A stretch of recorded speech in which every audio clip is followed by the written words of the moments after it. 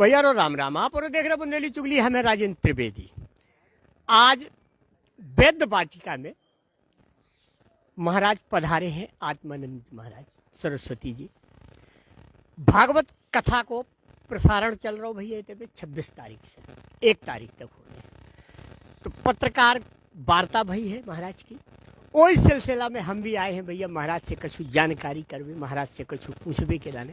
महाराज जी, बुंदेली चुगली चैनल में आपको स्वागत है, वंदन अभिनंदन है। महाराज जी, पहला सवाल है आपसे कि आज जैसी स्थिति गाय की है, संत और गाय की उपाधि एक बराबर दी जाती है कि गाय सीधी हो संत सीधी हो। तो महाराज जी, गाय के बारे में आपको ये दुर्दशा जो चल रही आपको गौ माता की रक्षा ही राष्ट्र की रक्षा होगी। हमारी सरकार का सहयोग तो है, पर समाज का सहयोग नहीं मिल रहा।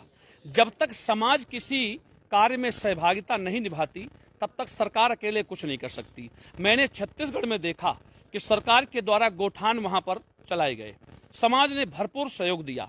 वहां की सरकार ने गोबर खरीदना शुरू कर दिया, समाज का उत्साह बढ़ गया। तो मैं चाहूंगा मध्य प्रदेश सरकार भी छत्तीसगढ़ की तरह गोबर खरीदना शुरू कर दे अगर, तो शायद सड़कों में गैयों का घूमना बंद हो जाएगा।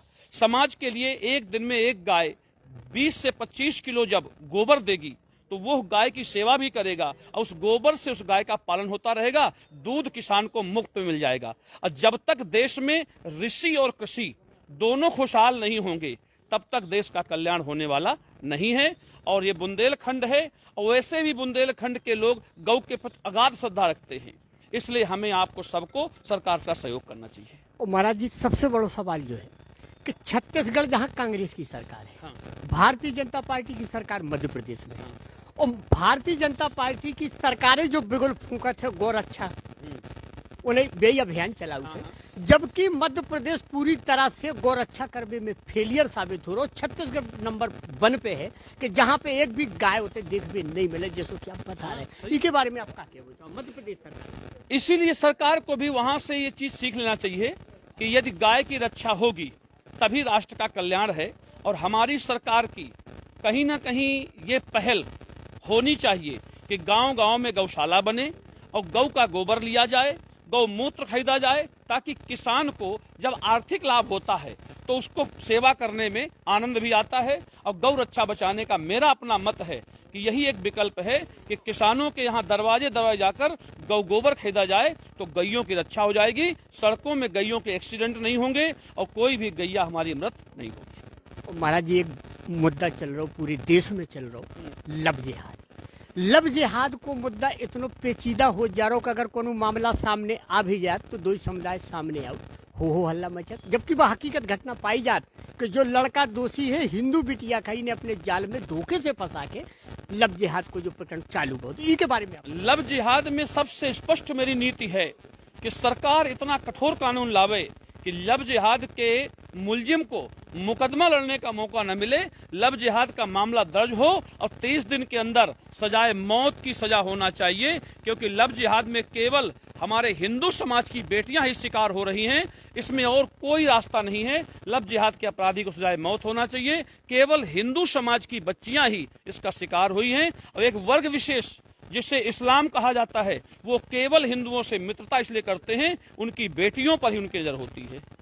आप लोगों ने कोनो विशेष मुहिम चला होगा गौ रक्षा के बारे में, या गौ का सरकारी मतलब राष्ट्रीय पशु घोषित करने? राष्ट्रीय पशु घोषित करने के लिए हम संपूर्ण संत समाज बार बार मांग कर रहे हैं, और हमारे पूज्य आचार्य करपात्री जी के समय से हम लोग गौ रक्षा के लिए संकल्पित हैं। और सरकार से भी प्रार्थना करते हैं कि आप कुछ करें न करें, आपने सब कुछ कर दिया हम लोगों के लिए, केवल एक याचना है, हम संतों को एक भीख दे दें कि गौ माता को केवल राष्ट्रीय पशु घोषित कर दें। हम लोग सरकार के सामने बार बार मुहिम चला रहे हैं और याचना कर रहे हैं। और आजकल महाराज एक विशेष मुहिम चल रही है साधु संतन के द्वारा, उन्हीं के चेलन के द्वारा, कि मंदिर की जो जमीन है बेशकीमती जमीन हो जाए और ऊपर अतिक्रमण करके वही में कब्जा करके उनको व्यवसायिक रूप दे दो।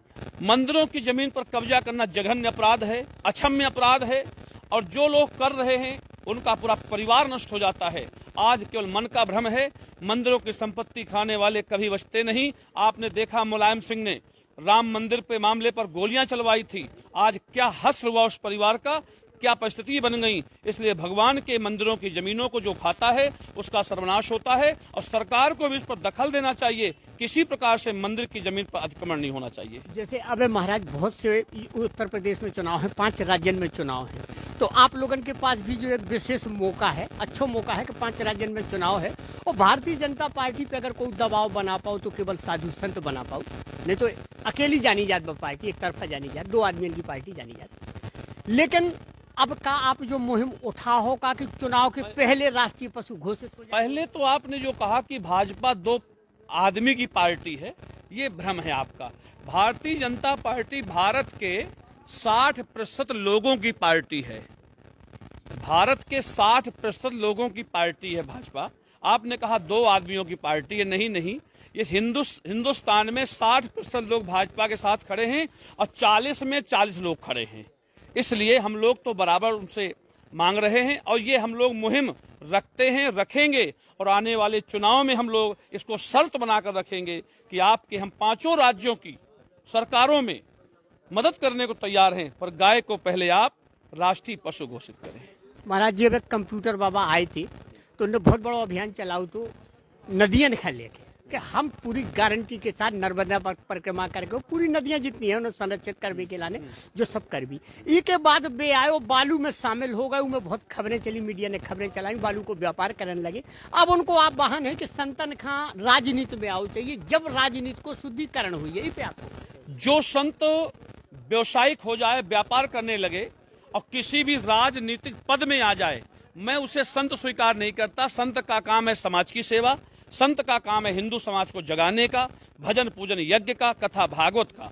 अगर कोई संत व्यापार कर रहा है, चाहे वो बालू का व्यापार हो, चाहे बाजार का व्यापार हो, तो वो संत नहीं है, वो तो व्यवसाय से अपने परिवार का भरण पोषण कर रहा है। इसलिए संत उसे माना जाता है जो समाज का काम करे। समाज ही संत की सबसे बड़ी धरोहर है।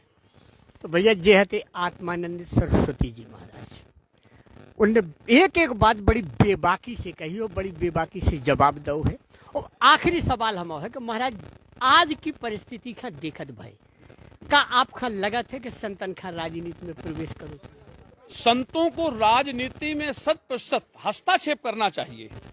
संत को राजनीति में हस्तक्षेप करना चाहिए ताकि शासक हमारा कहीं पथभ्रष्ट न हो जाए। शासक पर नियंत्रण संत रख सकते हैं और हर संत को चाहिए कि राजनेताओं पर नियंत्रण रख के उन्हें कुशल मार्गदर्शन दें, कुशल रास्ता दें, ताकि राजपथ कहीं भ्रमित न हो जाए। इसलिए संतों को राजनीति में हस्तक्षेप करना चाहिए, ना कि शासन करना चाहिए। महाराज जी, एक मथुरा को मुद्दा बार बार उठ रहा होगा, काशी के बाद मथुरा की बारी है। मथुरा का मुद्दा नहीं है, ये तो हमारा 450 वर्ष पुराना मुद्दा है कि हम मथुरा, काशी, अयोध्या तीनों एक साथ लेंगे, परंतु क्रमशः एक एक में काम हो जाए। और अभी जो समाजवादी इत्र का पैसा निकला है वो मथुरा के हिस्से के लिए निकला है, उसी से मथुरा के मंदिर की नींव भरी जाएगी।